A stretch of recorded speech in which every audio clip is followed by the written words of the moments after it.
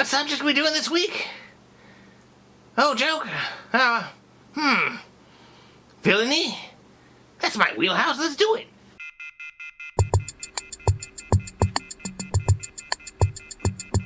Joker, the standalone origin story film for the Batman arch nemesis, is now the top-grossing R-rated film of all time, beating Deadpool 2 from last year. I got confused when checking BoxOfficeMojo.com to, double-check this, but their list on top-grossing R-rated films goes by American box office, not worldwide. Also, BoxOfficeMojo.com just finally redesigned their website for the first time since, the 1940s, and boy is it bad, but that's not what we're talking about today. In an interview preceding the release of this film, Joker's director Todd Phillips, also of Due Date, War Dogs, School for Scoundrels, and the Hangover trilogy, said that Joker is, quote, certainly not a political film. Hold the phone! Well, we're not wasting any time this week, are we? So I saw Joker a few weeks back. Now allow me to tell you, the audience, in plain language what goes down in Todd Phillips' totally not political Joker film. Now if you haven't seen it yet, maybe don't watch this video first. I'm not saying the movie's great, I'm not saying it's bad, I think it's pretty much worth seeing, so, maybe give it a shot first before you have me go and talk about it. Alright, so the Joker in this movie is recontextualized as a severely mentally ill man played by Joaquin Phoenix.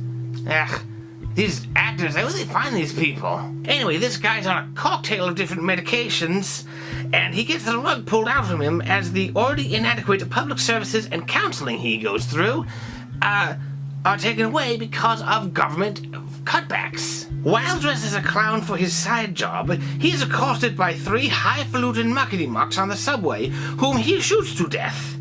The first 2 might be able to be defended as self-defense, but not the last one, who he chases down and sort of executes. Anyway, we learn later that these 3 men worked for Wayne Enterprises. Yes, the Waynes do exist in this universe.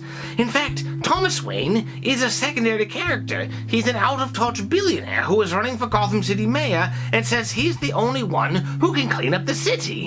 In an interview, Wayne refers to people who are making the city worse or don't support his campaign as clowns. Inspired by this and the tales of the Gotham City clown vigilante, protesters take on clown masks to fill the streets and protest the activities of the super rich. Meanwhile, a clip of Phoenix's terrible amateur stand-up is aired on his favorite late-night talk show, where the host mocks him and calls him a joker. So then he's invited on the show for reasons I still cannot make any sense of, even in the universe of this movie. Jeez, was it to humiliate him further? Is it to make amends? I have literally no idea. Maybe I missed it. Anyway, he appears on the talk show in his clown makeup, which the producers and the host do permit him to do, and the appearance on the show goes badly. The media producers thought they could put the big stupid jerk on television and make fun of the clown, and it wouldn't bite everyone in the ass. But this movie is not political. Let's be real here, this isn't even the worst talk show appearance featuring Joaquin Phoenix. Oh, there's a reference from a while ago. Remember that? Now, don't get me wrong. There's a Slate article I found while researching this that seems to complain that the movie is dangerous somehow. Sam Adams of Slate said, quote, "This movie is throwing matches at a pile of gasoline-soaked rags and seeing how close they can get without setting them alight. I think that's over-egging the pudding, just a bit. I think it gives far too much credit to this movie's ability to cause harm or inspire actual acts of violence." So, alright, when they made Fight Club, evidently they changed the real recipes for nitroglycerine from the book to an inert, harmless recipe for the movie. That was probably a good idea for public safety, but let's not pretend this is on the same level as that.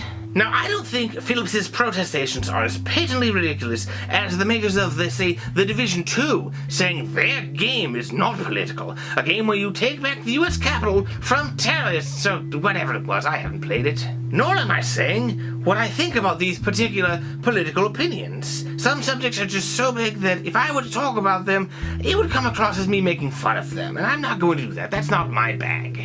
But I think I can say safely that this have cake and eat it too dance of saturating your movie with obvious political imagery and saying that it's not political, bother to that. I thought my jokes were bad.